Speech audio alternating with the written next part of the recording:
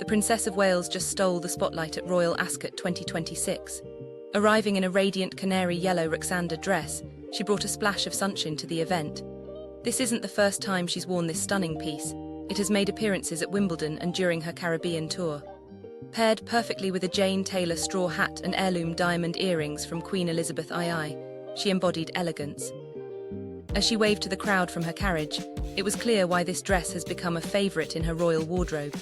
With its oversized bow and pleated skirt, it's a true statement piece. Royal Ascot is her stage, and she continues to dazzle with her style.